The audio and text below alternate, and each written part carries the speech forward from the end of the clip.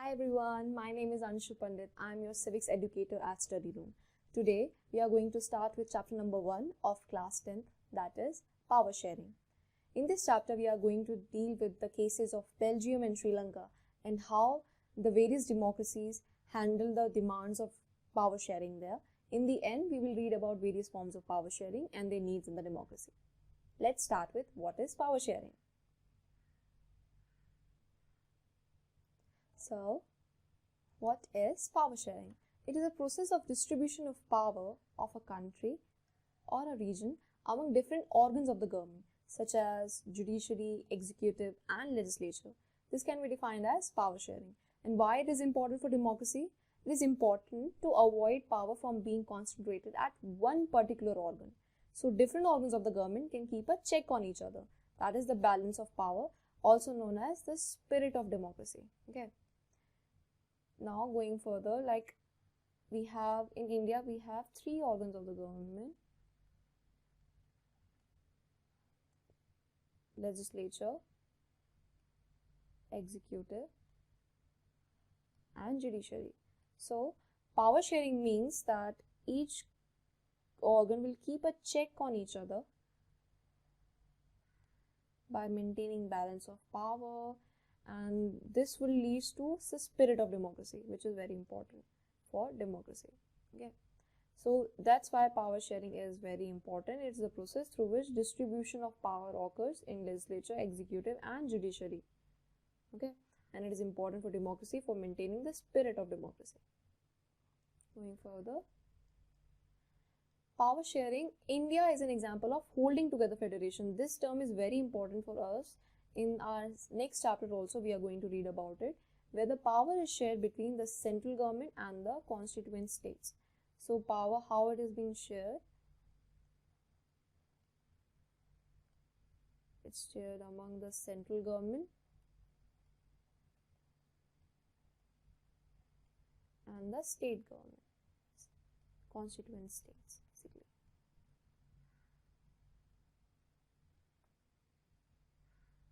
Okay. Then going with the cases, power sharing in Belgium first. Okay, Belgium is a small country in Western Europe with a population little over 1 crore, an area less than the Indian state of Haryana. Why we are comparing it with Haryana? So that we could have an idea, like the area of Haryana, we know about it, right? So it is similar to what is in Belgium, and it shares boundaries with France, Netherlands, Germany, and Luxembourg. We must remember that Brussels, this is the capital of Belgium. It is very important for us to remember it, right? That Brussels is the capital of Belgium. So let's have an example within a map of Belgium. So it looks like somewhat like this. Not that good, but let's try. So if this is how Belgium looks, here we have somewhere Netherlands, here we have Germany, here we have Luxembourg, and this area is of France, and somewhat here we have the capital, that is Brussels.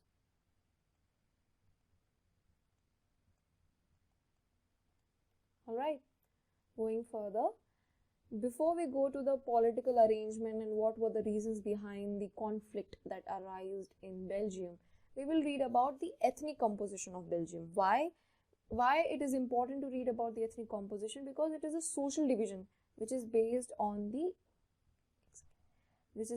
shared culture. So ethnic composition of Belgium, we have 59% of people which speak Dutch language, and 40% of people which speak French language, and 1% who speaks the German language. This. The Dutch speaking people lives in this Flemish region. This is for the Dutch. This is for the French.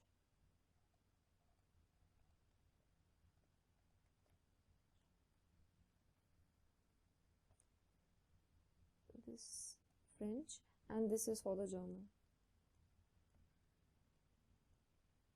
Okay. The causes of conflict in Belgium. The minority French-speaking community was relatively rich and powerful. We must remember exactly the French-speaking people were in minority in the country, and Dutch-speaking people were in majority in the country. We have, as read before, there were around 40% people who were French, and 59% were Dutch in the country, and they were having certain tensions between both the communities in 1950s and 1960s. Why? Because the French people were rich and powerful and were much more educated before than the Dutch people. So this led to the arise between the various conflicts in both the communities. The tensions were more acute in Brussels. Why? Because the Dutch speaking community constitute a majority. They were in majority in the country, but a minority in the capital. We are going to read about the ethnic composition of Brussels in the following other slides as well. Here, the composition of Brussels in the capital of Belgium. They were 80% French-speaking people and 20% Dutch-speaking people. This is totally opposite of what we have read in the Belgium composition. French-speaking people were 40% in Belgium. That were the minority.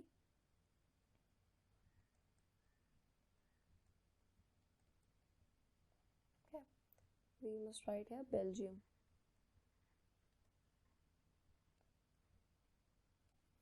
And there were 59% the Dutch speaking people, and they were the majority.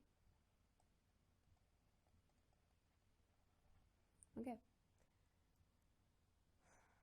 Accommodation in Belgium. So after all those conflict and tensions in between both the communities, they wanted to have one solution, something that could arise to resolve the issue and maintain harmony and coordinate relations among both the communities. So Belgium leaders decided that there is only one way, and that is by respecting both the communities, by respecting the diversity, the differences, and moving further with certain methods, certain way through which both could have a coordinate relations among between both of them. Okay, so they amended their constitution around how many times? 4 times they amended their constitution between 1970s and 1993, and have an arrangement that would work out for both the communities. It was very important for them that it should have a certain way, certain arrangement that could work out for both the communities. Okay, and what was that method? What was the model that Belgium used to have a good relation among both the communities? Here are its elements. Okay, that the number of Dutch and French speaking ministers shall be equal in the central government, and no single community can make decisions unilaterally. Second, many powers of the central government have been given to the state government of 2 regions. So decentralization kind of, that the central governments, many powers of the central governments were distributed to the state governments of both the regions. Okay, and the number of Dutch and French speaking ministers will be equal in the central government. No single community can make any decision unilaterally. This is very important. Going further, the third element, that was Brussels had a separate government. It had a separate government in both the communities with equal representation. The thing was, the Dutch speaking people accepted their equal representation in the central government. So the French speaking community accepted equal representation in Brussels.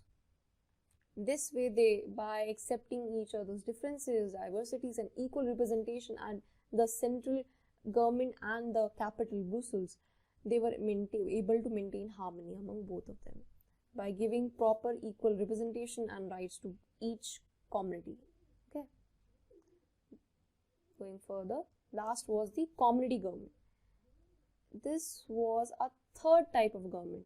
Other than the central government or the state government, this is known as the community government. This was the third type of a government. Okay, it was elected by the people belonging to one language community, either Dutch, French, or German. So separate communities were created. Community governments were created by Dutch, French, and German language people. Okay, this government have a power regarding the cultural, educational, and language related issues. So if the central government have the powers related to foreign affairs or certain international related things, and state government will have the domestic or certain particularly state related issues, the community government had the powers on cultural, educational, and language related issues. Okay, So with all these elements, we can see an example of power sharing in Belgium. This is a photograph of street address, which is written in both the languages, that is French and Dutch. What it indicates that both the language community people were accepting each other. They were accepting the both of them, and they were accepting the equal representation at every place. By this way, so that it could be convenient for both the communities to know that this is the street address of this is a particular place, and this is that address of that particular place for both the communities, by giving equal representation. All right. As we have read about the power sharing that happened in Belgium, that how equal representation was maintained by 4 elements, that the Belgium leaders amended the constitution like around 4 times, right? And by Dutch and French ministers were having equal representation at the central government, that no single community could make any decision unilaterally. Then the second was that the central government was giving certain powers to the state government of both the regions, so that they could have be like more power should be given to both the state governments, right? Then the third was the Brussels had their own separate government, that government which could be have equal representation of the Dutch speaking and the French speaking people. Because the Dutch speaking people accepted differences, they accepted equal representation at the country level. That's why the French speaking people accepted the equal representation at the capital level as well. Okay, and how the power sharing this arrangement, and the last one was the community government that I mentioned above as well. After the central government and state government, they also had a community government, which would be like having dealing with the issues of education, language, or cultural related issues, so that the issue that will arrive at a very local level could be addressed as well. So how the power sharing makes Belgium powerful? The Belgium model is a little complicated, but it is successful. Belgium leaders realize that the country's unity is possible only by respecting the feelings and the interest of different communities and regions. They help to avoid a civil strife between 2 major communities and a possible division of country on linguistic lines. So the leaders were able to avoid a civil strife between both the communities and maybe a possible division as well. So how they were able to avoid it? By this Belgium model, which might be a little complicated because of its structure, that it had several forms of governments, where the state, central, and then the community government, and then they have a separate form of equal representation at the capital level, they were trying to be very accommodating, right? So it was little complicated, but it was successful. They realized that the country's unity was possible only by respecting the feelings and interests of different communities. By accepting each other, it was the only way through which they could maintain harmony among both the communities and avoid any civil strife of division. So that's why we can say that power sharing made Belgium powerful. It made it from like a situation, it avoided the situation of civil strife or any division to a country which was well established with governance and proper model.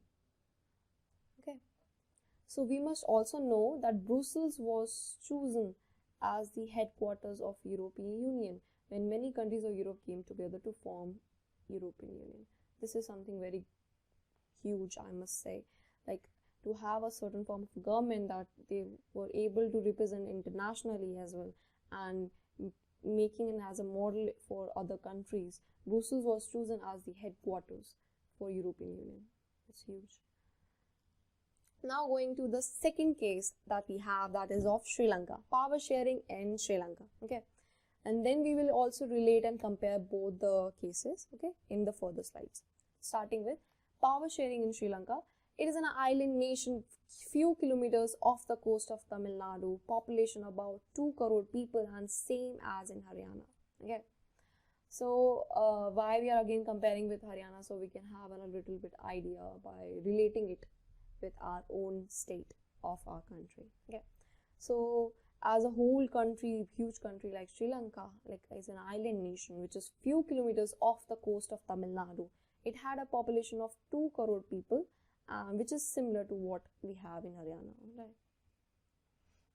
Now going to the ethnic composition. Before going on that political arrangement and conflict and everything, we will talk about the ethnic composition that we have already shared as well. What is ethnic?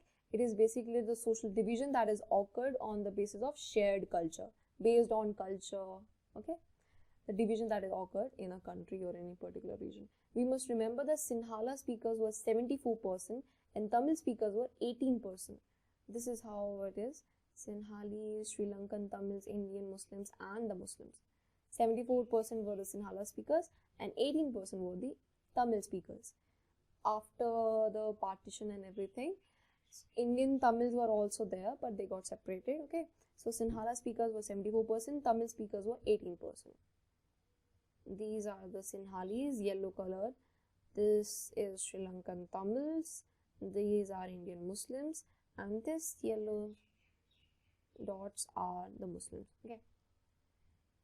What was the religious composition? Now this is something that we haven't seen in Belgium as a model. That was the religion making important contribution in this whole issue. That the Buddhists make about 70% and mostly were Sinhala speakers. Hindus were around 12% and Muslims were around 10%. They were mostly the Tamil speakers, and Christians were around 7%. Alright, okay, but we can see that they were around a variety and diversity in terms of its culture as well as its religion in Sri Lanka. Yeah. So now coming to the interesting topic, that is the causes of conflict. What was the reason that led to the conflict in Sri Lanka, and what were the main causes and how they handled their issues? Let's go further with it. Sri Lanka emerged as an independent country in 1948, an year after what India was independent in 1947. Sri Lanka was independent country in 1948. So the leaders of Sinhala community, what they tried to dominate the government. The democratically elected government adopted a series of majoritarian measures to establish Sinhalese supremacy over the Tamils. So what basically is majoritarian measures or majoritarianism? It is a belief that the majority community should be able to control the country in whichever way they want by making or any kind of laws or any arrangements and disrespecting the demands and the needs of the minority. So what the Sinhali community was trying to do, or they were trying to dominate the government and the country by electing the government, adopting various majoritarian measures that were disrespecting the minority, that was the Tamil people, okay, and was trying to maintain what? The Sinhali supremacy over the Tamils. What happened in 1956 is very interesting. In 1956, an act was passed. It was to recognize the Sinhala as an only official language. This was a huge step that taken by the Sinhalese communities as a majoritarian measure to have their supremacy over Tamils. Government followed various preferential policies by which jobs and university positions were given to Sinhalese majority. All these ways they were just trying to have a supremacy over the country and over the minority people that were Tamils, whether they were disrespecting them or in such a way, or they were making measures in adopting arrangements and amendments in the constitution by making themselves as a majority, as a powerful and over maintaining supremacy over the Tamils. The causes of conflict again. A new constitution was stipulated that state shall protect and foster Buddhism, because the Sinhalese were the people who were mostly Buddhist, okay. All these steps alienated the Sri Lankan Tamils, who felt that none of the major political parties led by Buddhist Sinhala leaders was sensitive to their language and culture. Issue was here that the Sinhalese community were maintaining their supremacy over the Tamils, and this made the Tamil people very alienated or very disrespectful. They were feeling very disrespectful by that time. They felt that all the political parties were led by Buddhist people. They were granting they were considering these Sinhalese people, their supremacy over the Tamil. And they were even made a new constitution stipulated that the state shall protect and foster the Buddhism. So all these measures and all these steps made the Tamils felt a little alienated. They felt that none of the major political parties led by Buddhist Sinhala leaders was sensitive to their language or culture. They denied equal political rights, discriminated against for the jobs and other opportunities, and their interests were totally ignored. So they were alienated. Yeah. All this lead to certain reaction from the Sri Lankan Tamils. All this oppression and this huge supremacy of Sinhalese over Tamils, obviously a reaction would occur among the Sri Lankan Tamils, and this was what happened. The Sri Lankan Tamils launched up political parties and struggled for recognition of Tamil as an official language. So they also demanded that equal opportunity in education and jobs should be provided. By 1980s, political organizations were formed and demanding an independent Tamil Elam, that is a separate state for Tamils in the northern and the eastern parts of Sri Lanka. Okay.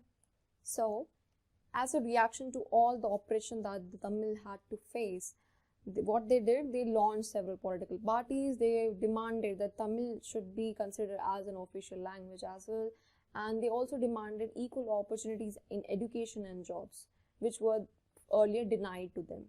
Okay, and by 1980s, they also demanded one thing, that was an independent state for them, that is Tamil Elam, that is state in northern and eastern parts of Sri Lanka. These were the demands of Tamils, and by this they were the reaction what occurred after all that oppression and supremacy of Sinhalese. Okay, going further, result of conflict in Sri Lanka. So after all that demands and civil strife, what happened? The strained relation between Tamils and Sinhalas ended in a civil war. This happened. Thousands of people from both the communities died. Many families were forced to leave the nation and lost their jobs and livelihoods. So the civil war affected the social, economic and the cultural life of Sri Lankans very badly. So what happened? The relation between Tamil and Sinhalas ended with a civil war. What exactly is civil war? So, civil war was a conflict, a violent conflict between the opposing groups within a country that becomes so intense that it appears like a war. Civil war was basically a conflict that was so intense, it was at such a great level that it was equivalent to a war, similar to a war, right? So, the conflict war, the result of all that conflict and the demands and the issue was basically a civil war. That's right, between both the community, that was Tamil and Sinhalas. Okay. And what we can see about the differences in between Belgium and Sri Lanka and how they handle their issues is now we are going to deal with it.